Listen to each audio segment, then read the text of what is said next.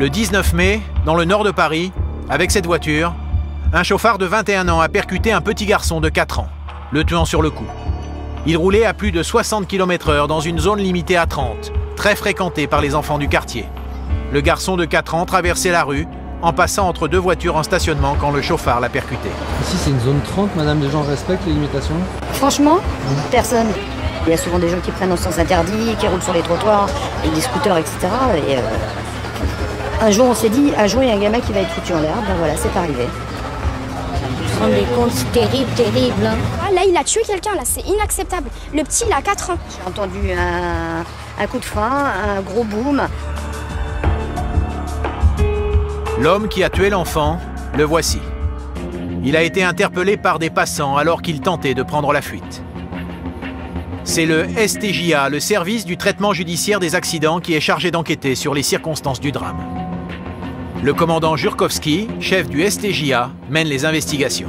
On a évalué la vitesse à laquelle il roule. Il déclare de lui-même rouler à 60 km/h. Qu'est-ce qu'il a comme voiture? Alors c'est une voiture de type sport, qui d'ailleurs est particulièrement appréciée. On met comme ça... Voilà. Circonstance aggravante, l'homme avait déjà eu des problèmes et n'avait plus le droit de conduire. Concernant son permis, c'est un réitérant. Puisqu'on a une procédure du 6 février 2010, Oui. il conduisait son véhicule à plus de 90 km/h et donc il a renversé 2 dames sur un passage piéton. À la suite de ça, il est passé au tribunal et ils lui ont annulé son permis avec interdiction de le repasser pour un délai de 8 mois. Donc il le savait puisqu'il dit lui-même qu'il a reposé son permis à la préfecture. Donc il y a 2 circonstances aggravantes, défaut de permis, vitesse excessive. Même si les faits sont accablants, le commandant doit d'abord se rendre sur place pour recueillir le maximum d'indices afin de comprendre le déroulement du drame. 94, donc c'est ici. On va descendre. Bonjour. Bonjour. L'enfant a été projeté à 40 mètres de l'impact. Pour ne laisser passer aucun détail, le commandant est assisté par un policier, expert en accidentologie. Jean-Pierre, les traces de sang sont là. Ensuite, on a fait des constatations sur le point de choc, il est bien à l'avant. Si ça représente le véhicule, le choc a lieu ici. Il le prend franchement, quoi, je veux dire. On ne comprend pas pourquoi il ne l'a pas vu, parce que c'est un choc qui a lieu devant lui, c'est pas un choc qui arrive sur le côté. D'accord, ok, donc voilà, c'est ça. Si on ne roule pas ou pas ici, si effectivement quelqu'un traverse, c'est l'accident. On le trouve vite, hein, c'est clair et net, pour éjecter le gamin aussi loin.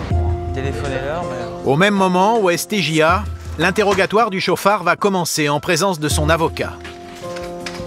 Damien, le brigadier, va tenter de faire avouer à ce conducteur inconscient les circonstances du drame.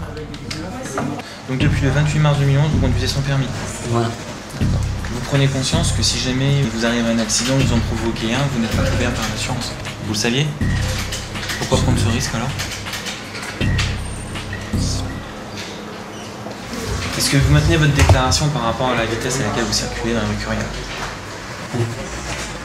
J'ai dit entre 50 et 60. Est-ce que c'est une vitesse qui vous semble adaptée à la configuration des lieux? Non, pas du tout. Pourquoi alors rouler à une telle vitesse? C'est une boîte automatique avec une pétale assez souple, avec des chaussures de sécurité qui font 10 kilos. Ah, vous portez des chaussures de sécurité? Des chaussures de sécurité, donc... D'accord. Et vous avez de bonnes sensations avec des chaussures pareilles? Pour conduire, c'est pas l'idéal. C'est pas l'idéal. D'accord. Donc on a un peu le pied un peu lourd. On a le pied un peu lourd. Ça, je veux dire, vous avez un cadran quand même. Quand si les fessiers, moi je fais pas gaffe à mon cadran. Vous faites pas attention à la vitesse de votre véhicule. Vous êtes sur la route. Ce récidiviste reconnaît avoir roulé en excès de vitesse et sans permis. Mais pour les besoins de l'enquête, Damien doit savoir s'il a commis d'autres infractions. Par vous, juste avant les faits. J'aimerais savoir, vous n'êtes pas passé par le passage Boitio? Vous connaissez bien les lieux, monsieur, vous savez de ce dont je parle là. Passage Boitio, vous savez ce que c'est? Est-ce que vous êtes passé par là?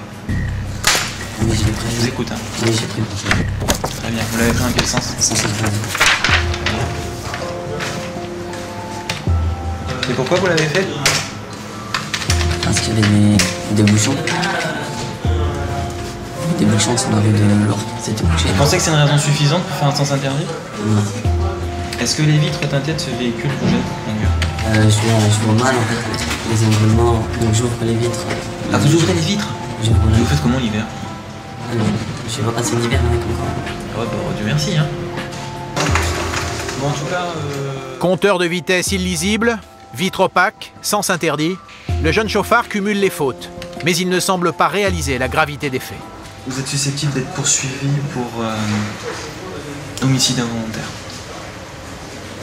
Parce que j'ai mis la vie du petit à manger. Parce que vous l'avez tué, monsieur. C'est seulement à ce moment-là que le jeune semble prendre conscience qu'il vient de tuer un enfant de 4 ans. Rien d'autre à ajouter? En fait, j'étais un danger, un vrai danger sur la route. Bon, j'ai accéléré un petit peu. C'est cette accélération qui a commis, qui a tué un enfant. C'est ça que je regrette, d'avoir accéléré un peu trop. Je sais que je vais pas être dehors à travailler ou autre. Je sais que je vais être en prison pendant un petit moment. Ce chauffard risque 5 ans d'emprisonnement. À Paris, en 2010, 43 personnes ont trouvé la mort dans un accident de la route, dont 18 piétons.